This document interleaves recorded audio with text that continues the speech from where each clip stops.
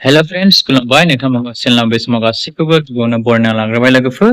दायो लोगोफोर नोंथांमोननि थाखाय जोबोद मोजां खौरां लानानै फैदों। दा नोंथांमोननि थाखाय गोदान साख्रिनि भेकेन्सि ओंखारना फैलायबाय लोगोफोर। दा बे साख्रिया जाहैबाय नोंथांमोननियाहाय IBPS नि आन्दाराव नोंथांमोना मावनो मोनगोन। IBPS निफ्राय फैदों, जायनि फुल फर्मआ जाहैबाय लोगोफोर institute of banking personal selection. दा नोंथांमोना कमन रिक्रुटमेन्ट प्रसेस हिसाबै CRP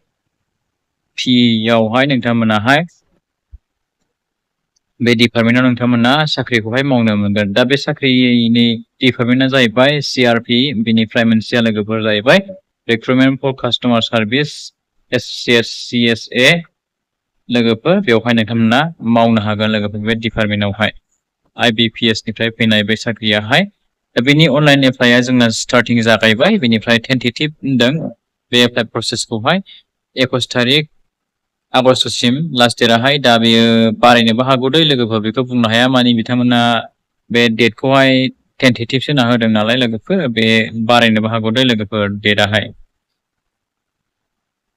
दानिया फैदो लोगोफोर जोङो बैसोखौ नायग्रोनोसै। दा 20 बोसोर जाथारनांगोन दे लोगोफोर। 20 बोसोरनि गाहायावब्ला नोंथांमोना एप्लाइ खालामनो हानाय नङा। मेक्सिमाम नोंथांमोना 28 बोसोर जानांगोन। दा एज रिलेक्सेसन थाखायो, बेखौ नोंथांमोनाथ' मिन्थिखायो लोगोफोर, सोर केटेगरियाहाय केन्डिडेट्सफोराहाय बेसेबां एज रिलेक्सेसन मोनो बेखौ नोंथांमोना मिन्थिखायो, बेखौ नायना लाबानो जाबाय लोगोफोर। दा बेवहाय लोगोफोर नोंथांमोना एप्लाइ खालामोब्ला अनलाइन फिस दाननांगोन दे लोगोफोर। जायफोरा SC ST PWD एक्स सार्भिसमेन केन्डिडेट्सफोर नोंथांमोनाहाय 175 नोंथांमोना पेमेन्ट खालामनांगोन। बेनिफ्राय जायफोर आदार्स केटेगरिफोराहाय नोंथांमोनाहाय OBC MOBC बिथांमोनाहाय लोगोफोर 850 रुपिस नोंथांमोना अनलाइन पेमेन्ट दाननांगोन लोगोफोर एप्लाइ खालामोब्ला। स' लोगोफोर प्रिलिमिनारि एग्जाम जागोन फार्स्ट टाइम। दा अबजेक्टिभ टाइपनि फैगोन लोगोफोर। दा बेवहाय साबजेक्टफोरा नायदो, नै साबजेक्टफोरा मानिफ्राय फैगोन बे साबजेक्टफोरखौ नायनानै लादो। ओमफ्राय बबे साबजेक्टनिफ्राय बेसेबां मार्क्सनि फैगोन नायदो लोगोफोर। ओमफ्राय मिडियामा नोंथांमोना अनलि इंलिसजोंल' नोंथांमोना होनो हागोन दे लोगोफोर, लेंगुवेजआहाय। ओमफ्राय 100 मार्क्सनि जागोन। ओमफ्राय बेवहाय नोंथांमोननि टाइम्सआहाय लोगोफोर 1 घन्टा दे लोगोफोर, 60 मिनिट्स। देन लोगोफोर प्रिलिमिनारि एग्जाम जोबखांनायनि उनाव ऑब्जेक्टिव टाइपनि जाबावगोन मेन एग्जाम लोगोफोर। दा बे मेन एग्जामाहाय बेसेबां मार्क्सनि फैगोन, बेसेबां नाम्बारनि फैगोन, बेसेबां नाम्बारनि फैगोन, बबे साबजेक्टनिफ्राय दानगोन कुइसनखौहाय, बेखौ नोंथांमोना नायबानो जाबाय लोगोफोर। नै दा बेवहाय 160 नाम्बारनि फैगोन जाहैबाय। ओमफ्राय बेवहायबो नोंथांमोनाहाय इंलिसल' नोंथांमोना लेंगुवेजजों नोंथांमोना मा लिरनो मोनगोन जाहैबाय नोंथांमोनाहाय। ओमफ्राय बेनिफ्राय 125 मिनिट्स नोंथांमोना टाइम मोनगोन दे लोगोफोर। दा लोगोफोर बेवहाय अल इन्डिया बेंकआहाय मा दं नोंथांमोना नायबानो जाबाय दे लोगोफोर। बे बेंकफोराहाय बे बेंकफोरनि नामखौ होनांगोन जों। आसामावहाय नायदो, नै नोंथांमोना बेसेबां भेकेन्सि दं टटेल लोगोफोर 349 दङ दे लोगोफोर आसामावहाय। दा बे बेंकफोरानो जाहैबाय नै मेरला दं बेंकफोराहाय, UCO Bank, Union Bank of India, Punjab National Bank, Punjab Bank, Central Bank, Canara Bank, बेबायदि दंजोबो दे लोगोफोर। बेंक अफ बर'दा नोंथांमोना बेफोरावहाय नोंथांमोना साख्रिखौहाय मोननो हागोन लोगोफोर, जुदि नोंथांमोना बे एग्जामाव पास जायोब्ला लोगोफोर दै। बेवहाय टटेल अल इन्डिया भेकेन्सियाहाय जोंहा गोबां बुरजा दङ। बेनिफ्राय जोंहा आसाम स्टेटआवहाय लोगोफोर 349 भेकेन्सिया दङ दे लोगोफोर। भेकेन्सिया जाहैबाय लोगोफोर अल इन्डिया बेवहाय 946 दं दे लोगोफोर, 946 बेवहाय अल इन्डिया भेकेन्सियाहाय दङ जाहैबाय लोगोफोर।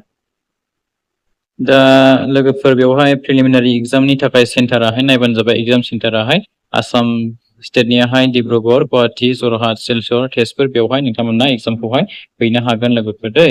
ओमफ्राय मेन एग्जामा नोंथांमोनाहाय डिब्रुगड़, गुवाहाटी, जरहाट, सिलचर बे मोनब्रै जायगायाव नोंथांमोना मेन एग्जामखौ होनो हागोन दे लोगोफोर।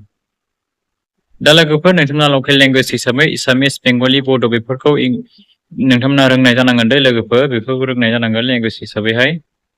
दा लोगोफोर नोंथांमोना एप्लाइ खालामनो थाखाय नोंथांनि फरायनाया बेसेबां जानांगोन जाहैबाय लोगोफोर। नोंथांमोननि फरायनाया एप्लाइ खालामनो थाखाय नोंथांमोननि फरायनायाहाय डिग्री पास जाब्लानो हागोन लोगोफोर। मात्र नोंथांमोना ग्रेजुवेट पास जाब्लानो हागोन लोगोफोर, जायखिजाया इउनिभार्सिटि कलेज इनस्टिट्यूट लेभेलनिफ्राय लोगोफोर दै नोंथांमोननि फरायनाया माथ्रबोल' डिग्री पास जानांगोन जाहैबाय लोगोफोर दा नोंथांमोना जायफ्राहाय डिग्री पास जानानै दङ नोंथांमोनाहाय इन्टारेस्टेडब्ला नोंथांमोनाहाय एप्लाइ खालामबानो जाबाय लोगोफोर जायफ्राहाय नोंथांमोना इन्टारेस्टेड नोंथांमोना एप्लाइ खालामनानै नायबानो जाबाय लोगोफोर ट्राइ खालामनाय अब्लासो नोंथांमोना मिन्थिनो मोनगोन लोगोफोर नोंथांमोना ट्राइ खालामनायबानो जाबाय एप्लाइ खालामबानो जाबाय दे लोगोफोर दा जोबोर मोजां साख्रि institute of banking personal selection बे IBPS निफ्राय फैनाय साख्रि लोगोफोर दै दा बेंकआव नोंथांमोना खामानिखौ मावनो हागोन बेबो लोगोफोर बेंकनि साख्रि दा बेंकनि आन्दारावहाय बेंकआवहाय नोंथांमोना खामानि मावनो मोनगोन जोबोद मोजां जायो लोगोफोर बेंकनि साख्रियावहाय नोंथांमोना इन्टारेस्टेडब्ला नोंथांमोना एप्लाइ खालामनायबानो जाबाय ट्राइ खालामनायबानो जाबाय दे लोगोफोर दा आङो बारा गोबाव बुंबाय थाला लोगोफोर भिडिअखौ आं एसेखिनियाव फोजोबनो सानबाय लोगोफोर नोंथांमोना भिडिअखौ नायनायजों लोगोसे लोगोफोरनो भिडिअखौ शेयार खालामनानै होलायबानो जाबाय लोगोफोर जाहाथे बयबो मिन्थियो आरो नोंथांमोना चेनेलखौ साबस्क्राइब खालामनानै लाग्रोलायजोबबानो जाबाय दे लोगोफोर देन लोगोफोर बिदिब्ला thank you for watching see you again bye bye and take care love you all nice to meet you